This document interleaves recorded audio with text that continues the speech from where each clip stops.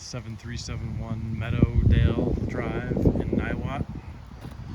This is for a guy that we used to rent from.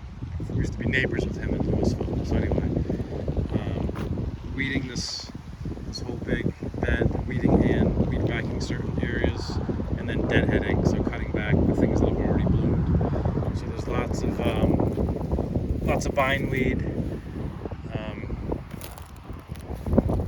So all that kind of stuff needs to get pulled. Stuff that looks brown, that can be cut with the hedge trimmer or the weed whacker. You guys have thistle here growing up, but you do have plants around it, so you might have to just cut that stuff by hand.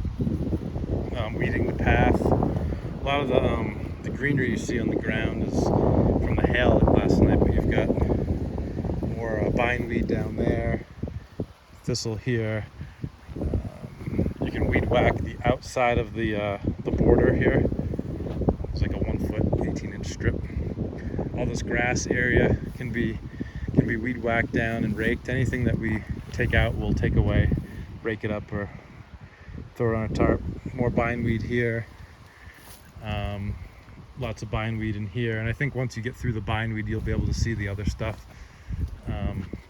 Or you can cut the big stuff first, but getting the bindweed out will give you guys an idea of what else. So we've got more of the thistle there.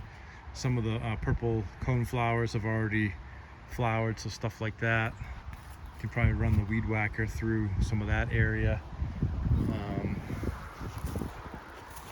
There's like these Shasta daisies have already flowered, so they can get cut, a couple inches below to the greenery. More thistle there, kind of cleaning up the edge some. You could probably even, maybe leave this one, but this one that's flat, cut back along. We've got more Shasta daisies that can be deadheaded, and then you can even put a light rake through here to see what is loose, like the leaves or the bindweed. Just go all through the bed. More Shasta daisies that can be deadheaded. The irises can be cut back. The brown can be cut back down to the greenery. So it's one bed. Probably blow off the. I think they'd enjoy that, blowing off the driveway, both driveways, with all the leaves. Weed whacking in here would be good. And then you've got a lot of thistle that needs to be pulled. These tall guys, all the thistle in here. So mainly in here, it's going to be thistle and then bindweed down in here, all the way to the post. You can kind of see where the property line is. There's a green edging beyond the wheelbarrow. And then this looks like a weed, but this is hollyhock. It's got a different shaped leaf than the thistle. So the thistle comes out, the hollyhock stays. Don't have to worry about the pampas grass. That's fine.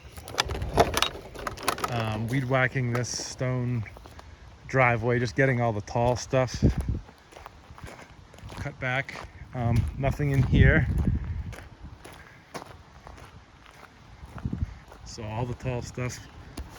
And we're gonna go right to the back of the truck. That's what he wants. So this whole section through here needs to be weed whacked and raked up down to the ground, in and around the truck. Yeah, to about there. And then on the other side, work your way back. You can take out the cut back these suckers that are growing in these shrubs all the way to the ground. Get some weeds here, and then we have one final bed over here. All they want in here is to have all the stuff that's tall cut all the way back to the ground and then raked up and cleaned. We do not have to hand weed anything in here. It's just a strictly weed whack job. So you can just use the weed whacker through here to get what you can, and that's the job.